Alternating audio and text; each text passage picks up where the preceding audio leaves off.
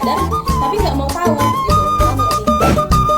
Oke, nanti untuk berikutnya next session mungkin kita buat menulis kemampuan koherensi belajar ya. Udah mulai kita dan juga buat maksudnya jadi nilai negatifnya buat kita ya.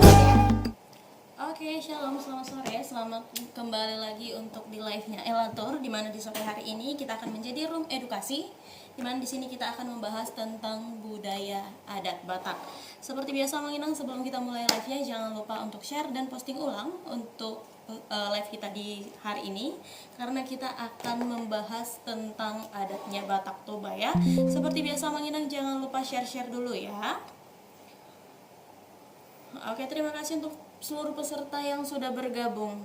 Jadi tema hari ini pastinya kita akan membahas tentang adat ya, tentang adat budaya Batak.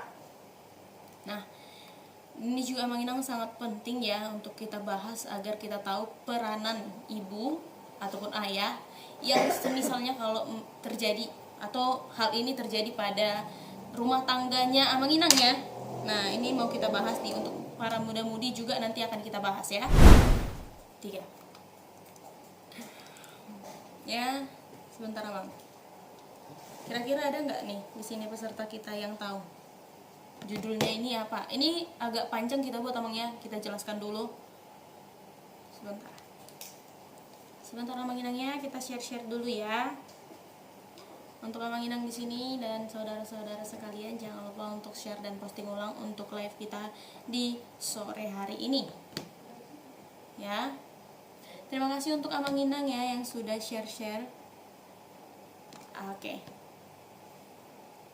Sebentar Abang Inang ya, kita share dulu dan kita seperti biasa Abang Inang ya, kalau Abang Inang memahami tentang tema kita yang kita tampilkan di layar kita, nanti Abang Inang boleh naik untuk menjadi narasumber ya.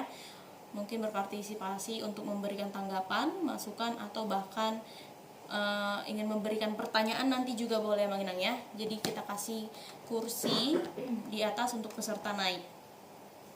Oke, saya perkecil diri dulu ya Inang ya, biar nampak temanya. Nah, jadi yang mau kita bahas hari ini, kalau kemarin-kemarin kan kita udah bahas nih, kalau orang tuanya cerai lalu menikah dua-duanya, ya kan? Nah, jadi kalau semisalnya kedua orang tuanya bercerai, ayahnya menikah lagi, ibu sendiri membesarkan anak-anaknya, ya. Apakah budaya ibunya berhak ikut dalam adat atau termasuk dalam memberi ulos hela? Aku terangin begini nah, kalau semisalnya kedua orang tua bercerai tapi si ayah menikah, kalau si ibunya tidak menikah lagi, ya kan Kak, kalau si ibunya tidak menikah lagi, karena kita kan menginang mengikut yang namanya garis keturunan ayah. Tapi kalau semisalnya si ayahnya menikah, ibunya tidak menikah, nah, bagaimana perannya si ibu tersebut di dalam acara pernikahan itu? Jadi itu yang mau kita bahas sama Inang. Oke, kita akan bahas satu persatu ya, Mang Inang ya. Kita akan bahas satu persatu. Yang pertama, berdasarkan adat. Ya, garis keturunan dalam Batak Toba, dalam masyarakat Batak Toba, sistemnya kita itu adalah berbasis seperti patrilineal, yang artinya mengikut garis keturunan ayah. Nah, kemudian anaknya akan membawa marga si ayah tersebut. Kemudian secara adat posisi anak berada di struktur keluarga ayah. Ya, artinya meskipun terjadi perceraian, hubungan suami istri bisa putus, tetapi hubungan ayah dan anak tidak pernah putus. Anak tetap menjadi bagian dari marga ayah. Inilah titik awal memahami posisi adat dalam pernikahan anak. Kemudian yang kedua, apa yang terjadi saat orang tua bercerai? Nah, secara adat tradisional, perceraian sebenarnya tidak dianjurkan. Ingat ya. Namun, jika terjadi, anak tetap berada di garis si ayah tersebut. Kemudian secara struktur adat, tanggung jawab adat anak tetap di pihak ayah. Ya, namun dalam kehidupan modern, banyak anak dibesarkan oleh ibu, ayahnya menikah lagi, hubungan anak dengan keluarga ayah bisa renggang.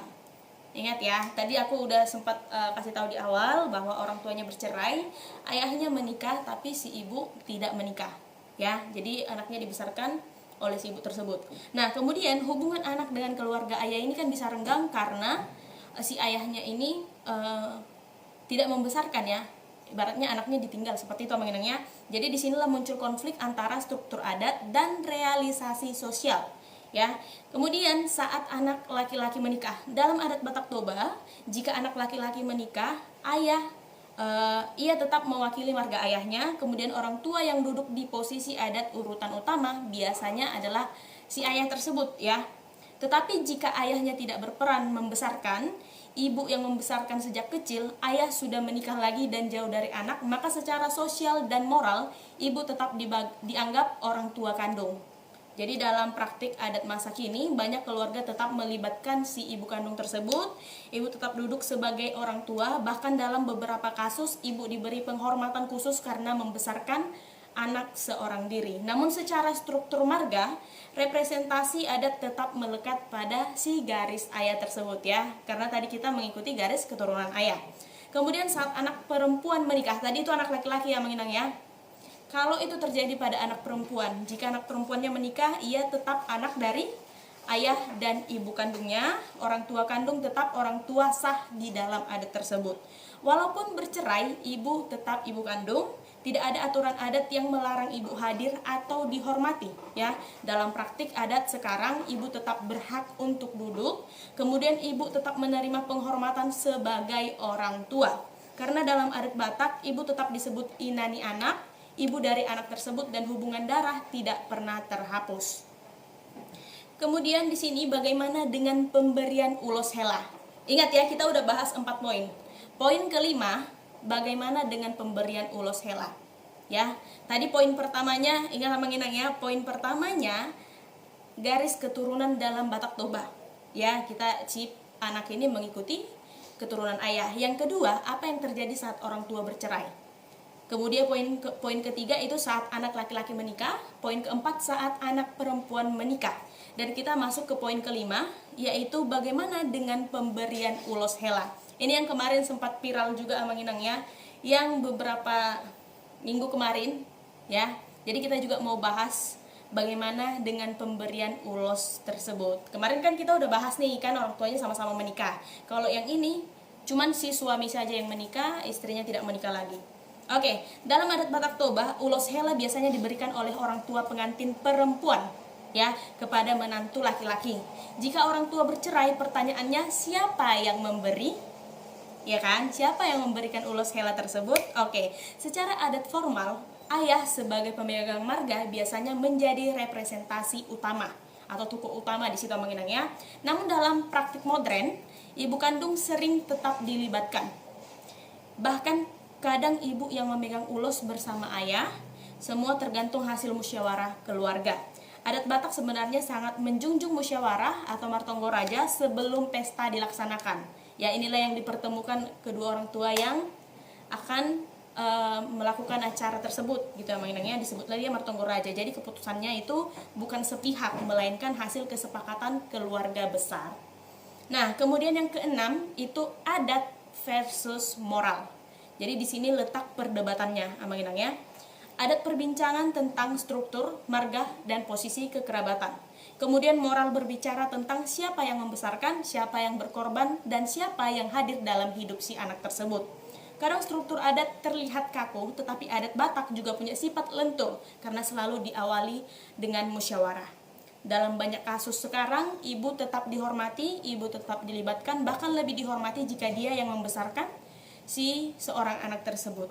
Oke, masuk ke poin ketujuh. Jika ayah menikah lagi, apakah istri baru ikut dalam adat anak? Jawabannya yang pertama, istri baru bukan ibu kandung. Ya, yang kedua, secara adat dia bukan bagian dari hubungan darah anak tersebut. Yang ketiga, posisi utama tetap di ibu kandung tersebut ya. Namun jika istri baru turut membesarkan anak kecil tadi, maka biasanya keluarga akan mencari posisi yang pantas melalui musyawarah. Tetapi tetap ibu kandung tidak bisa dihapus secara adat maupun darah. Mau holanon dibahas bayon. Oh, enggak Bang Cangi, kalau kemarin itu kedua orang tuanya udah menikah. Ya, kedua orang tuanya menikah, terus siapa yang berperan di situ. Nah, kalau sekarang kita mau bahas kalau si misalnya orang tuanya yang laki-lakinya menikah, si perempuannya nggak menikah, apakah si ibu tersebut berhak memberikan atau adakah haknya di dalam adat itu? adat apanya ibu itu di dalam acara tersebut seperti itu. Apa perannya kalau si anaknya menikah? Apa perannya seperti itu ya. Terima kasih Amang Hermin Gaul ya sudah follow room kita. Oke, kemudian yang ke-8, kesimpulan besar. Perceraian memutuskan hubungan suami istri, tetapi tidak pernah memutuskan hubungan orang tua dan anak. Dalam adat Batak, garis marga tetap dari ayah, struktur adat tetap mengikuti sistem patrilineal, tetapi ibu kandung tetap memiliki tempat terhormat. Ya, tidak ada aturan adat yang menyatakan ibu kandung tidak boleh hadir, tidak ada aturan yang menghapus struktur ibu karena perceraian. Semua kembali kepada yang pertama, musyawarah keluarga, yang kedua, kebijakan raja adat, dan yang ketiga, nilai kemanusiaan. Topik ini bukan tentang siapa yang lebih berhak, tetapi tentang bagaimana adat dan hati bisa berjalan bersama. Karena pada akhirnya adat menjaga struktur, tetapi kasih ibu menjaga kehidupan anak. Oke, pertanyaannya seperti ini Amang. Kan dibilang ada pertanyaan dari Inang Resa Hutayan di bawah. Kalau semisalnya orang tua laki-laki sudah menikah lagi, ketika bercerai ya, orang tua laki-laki menikah, yang perempuan tidak menikah. Ketika terjadi pernikahan, ya, siapakah di sana yang berhak untuk menerima sinamot tersebut?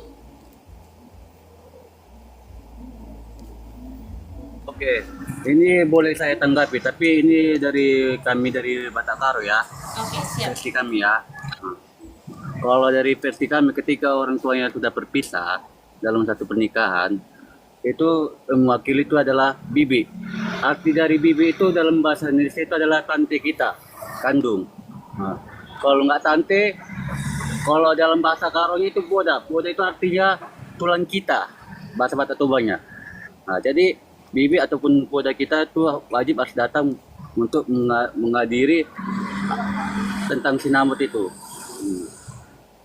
Cuma gini, seperti yang ku tapping juga dibahas dulu itu, ini kan ini fakta yang di lapangan yang kita lihat ya kan.